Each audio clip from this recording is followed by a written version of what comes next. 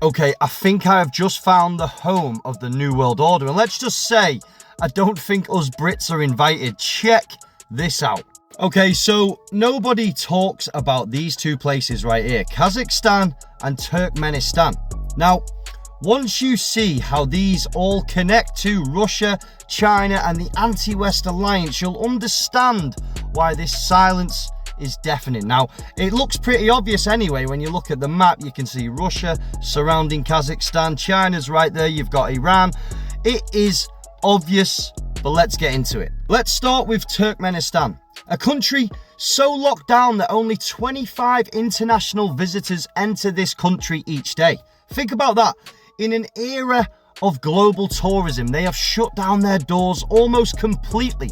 And yet, the capital of Ashgabat is full of pristine white marble buildings, golden domes, futuristic towers, and monuments that look straight out of a Tartarian revival. Now, not only is this place absolutely immaculate, full of beauty, divine symbolism, and full of marble, but it also holds down some very crazy rules, like they only have white cars, they only have white buildings, and you can't get any of the mainstream apps on your phone. They are completely locked off from the world. Not only that, anyone who goes here as a tourist explains this place as completely empty. The locals aren't filling these places. The question is, who are they building this for? Now let's shoot over from Turkmenistan straight to Kazakhstan here, where I feel all of this started, and possibly the 200 fallen angels recite here to control the world. Let's go. So the capital of Kazakhstan is a place called Astana, or should I say Satana. Yes, this is literally an anagram for Satan, and anyone who questions it, just look at the Italian version of Satan. And right in the heart of this city stands, let me show you, the Pyramid of Peace. A glowing glass pyramid, almost a replica of the All-Seeing Eye, the central symbol of elite power. You know, the All-Seeing Eye that's on the dollar bill that literally says on it, Novus Ordo Seclorum, the New World Order.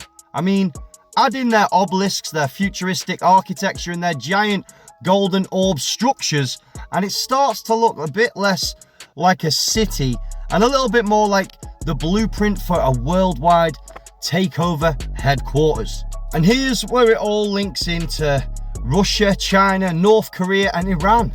All the so-called anti-West powers are circling together right now, whilst the West obsesses over celebrity gossip and TikTok dances and migrants. You know, these nations are quietly building the infrastructure of the New World Order in plain sight.